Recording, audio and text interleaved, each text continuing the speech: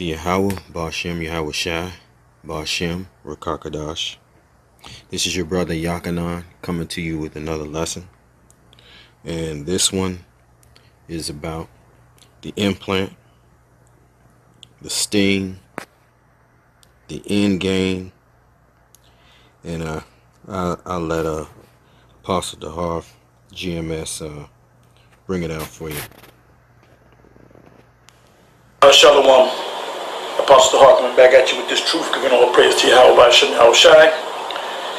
For you men out there, and a few of you women that listen to us. And I'm talking about the elect or the hopeful elect, and starting from the apostles on down. You know, we're almost out of here. And I don't want to sound like a broken record, but I'm going to sound like a broken record. The main thing we should be pushing right now are these end time prophecies, because we're at the end of this thing, and a major prophecy has just taken place in the U.S. with this Wisconsin company, the first company in the U.S. to chip their employees. Now, I believe there's 85. When you read the story, the name of the company is Three Square Market. And I believe there's 85 employees that work there. And I believe 50 of them agreed to be chipped. So you're going to have a lot of people that's going to agree to take that microchip. And eventually it will become mandatory, as we've been saying for years.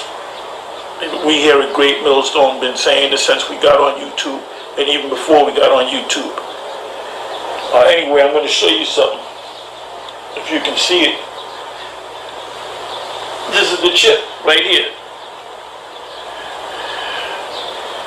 That's the chip.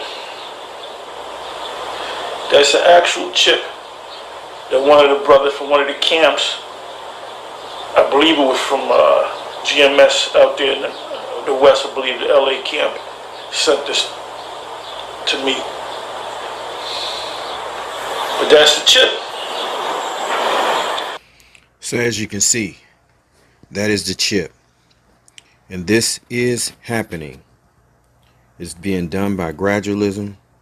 They're gradually leading up to this. For years now. Let's take a look at it. Welcome to Sweden, where thousands of people are inserting tiny microchips under their skin so that they no longer have to carry cash, IDs, gym passes, and key cards to get into work. I have 2 microchip implants, one on the right and one on the left. I got the micro implants because I wanted to be part of the future. I don't need keys, so I'm able to actually open the doors with my hands. These tiny chips are about the size of a grain of rice, and they're implanted into the back of the hand with a syringe. And so far, about 3,000 Swedes have gotten them implemented. So in Sweden, you can actually use it to put your train tickets inside. You can actually use it with Scandinavia's biggest gym chain, so you don't actually need to show your membership card. I use it personally as a business card, so you can actually put your phone on my hand and then my LinkedIn pops up. So, who's behind this technology? This is Hans Sepian-Sjöblad, and he's the CEO and co-founder of Disruptive Subdermals. They're one of the leading companies when it comes to developing microchip technologies. I first encountered chip implants for humans almost 10 years ago. I felt that this is a very interesting technology that we could potentially do some awesome things with. So I bought a bunch online, got together a bunch of friends, and we had our first chip implant party. The number one reason for getting an implant is simply convenience. It allows you to eliminate some of the clutter in your life. Implants can also be used for making payments. For example, here at Epicenter in Stockholm, we use our implants in different vending machines, buying snacks and candy and juices whenever we feel like it. Microchips may sound too futuristic for you, but Sweden is expected to be the world's first cashless economy by March of 2023. But now, microchips could be used for more than just convenience. They have the potential potential to change healthcare and the way governments are handling the coronavirus crisis. I am convinced that smart implants will provide a marvelous value to people who suffer from different health conditions and need to be able to log their vital parameters on a regular basis. It could be body temperature, pulse, blood pressure, and imagine if you could just do that by swiping yourself with a smartphone at any time. For example, the implants that we designed allow people to measure their body temperature. It has some very interesting applications to see how fever is spreading in the population, and I think that we will really need those tools to not least understand the ongoing pandemic, but in particular to be able to spot future pandemics at an early stage. But how safe is your data in a body chip? So I'm not particularly concerned about the hacking dimension of implants, because ultimately the processing of data doesn't happen in the implant. It's simply a sensor platform. All the processing happens in the smartphone. That's where the data is analyzed and where it's packaged and presented. Cybertech experts still cite potential issues with data handling. If data isn't secure, others can access your info. And once it's out there, it's hard to get back. And in some cases, users could even be giving their data away without even realizing it in the terms and conditions that they sign on their smartphones. You don't even need these or these. It seems like everything you need is stored right here, of course, right? You all know that. I even used my e-wallet the other day. Not sure I did it right, but they let me go. But let's take it a step further. What if you could unlock your car, open your door, or place a call with just this? And how would you do that? Well, you would put it here in your arm. Yes, today we're talking all about human microchipping. Surgically adding implants underneath your own skin to store and access information. Open and close doors, pay for groceries, unlock safes, and other useful tasks. Now, you may have heard about microchipping animals, right? But 50,000 people worldwide now have been chipped in recent years, and the trend seems to be growing. Take a look. So do you believe the God of the Bible, Yahweh? Revelation 13:16 tells you. Revelation 13:16. And he causes all, both small and great, rich and poor, free and bond, to receive a mark in their right hand or in their foreheads, and that no man might buy or sell, save he that had the mark, or the name of the beast, or the number of his name.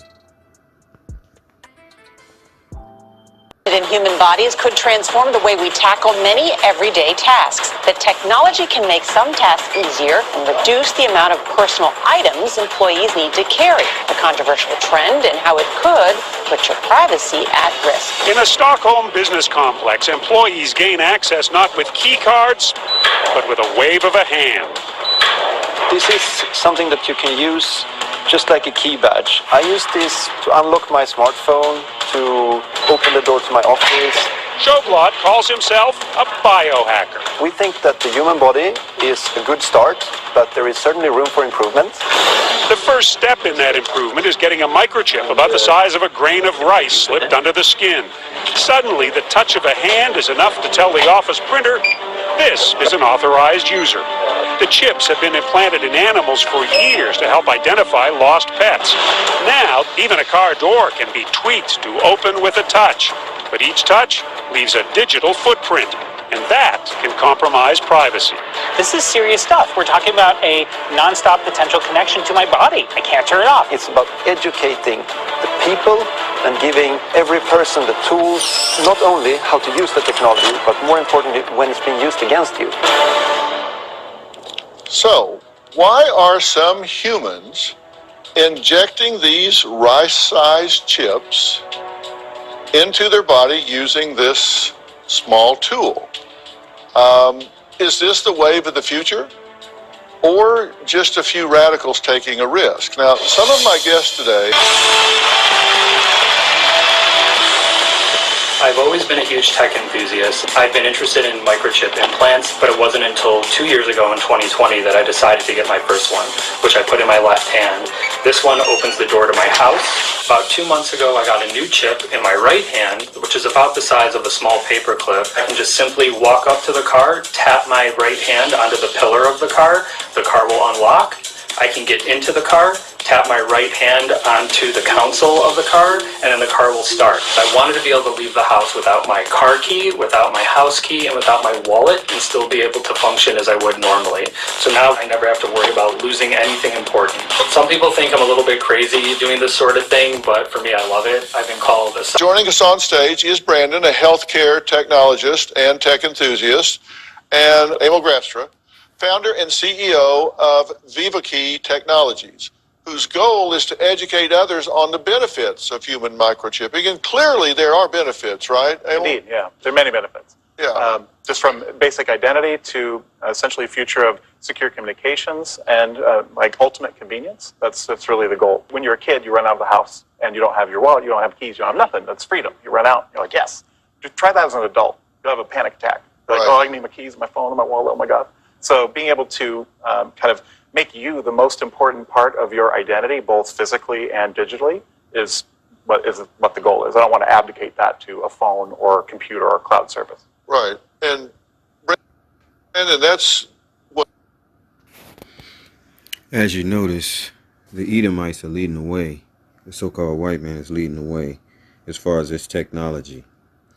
Okay? He is the curse of the earth. Isaiah 24, verses 5. The earth also is defiled under the inhabitants thereof, because they have transgressed the laws, changed the ordinance, broken the everlasting covenant. Therefore has the curse devoured the earth, and they that dwell therein are desolate. Therefore the inhabitants of earth are burned, and few men left. So as you can see, mostly Edomites are taking it. They are the ruling class people. Okay, and they rule the kingdom of pretty much our planet today. Okay, so let's look here. Job 9:24. It says the earth is given into the hand of the wicked. He covered the faces of the judges thereof. If not, where and who is he? So the earth has been given into their hand. They rule under NATO, the European Union, and America. Okay, they are the ruling class people, and they're leading the way with this technology. Isaiah 34 verses 5. Isaiah 34 verses 5.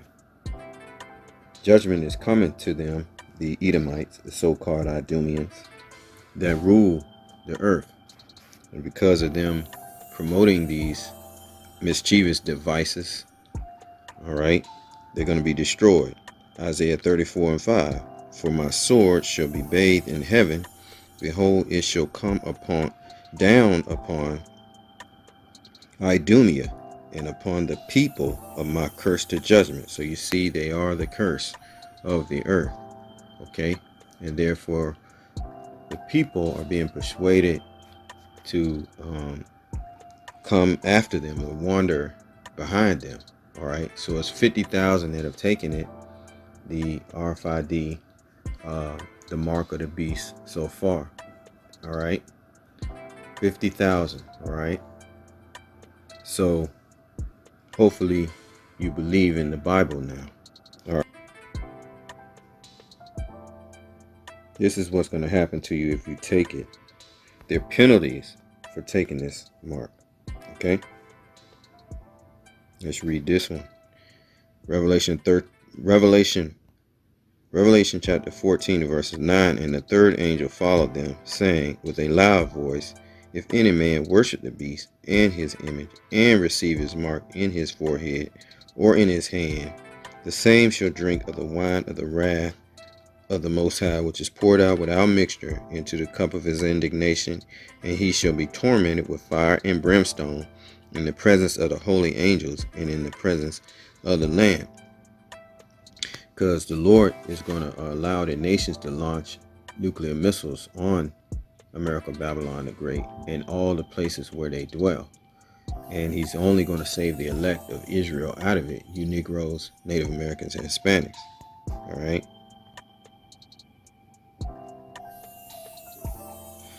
Revelation 16 in verses 2. And everybody's going to know who has it, okay? Because they're going to have a sword on their hand.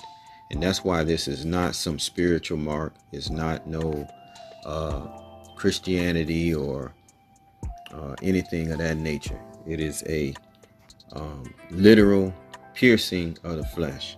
All right, a charagma. Revelation 16 and 2. And the first went out. We'll read 1. And I heard a great voice out of the temple saying to the 7 angels, Go your ways and pour out the vials of the wrath of the Most High upon the earth. And the first went and poured out his vial upon the earth, and there fell a noisome and grievous sore upon the men which had the mark of the beast, and upon them which worshiped his image. So it's going to give you some sort of ulcer on your hand if when you take this after having it on for a long period of time. Okay. All right. So if you take this mark, you will be burned. Okay. In the impending war. All right. So with that, I say all praises to Yahweh, all praises to Yahweh Shai. Peace and blessings to the hopeful elect, and shalom to the believers, and double honors to the elders at Great Millstone. Shalom.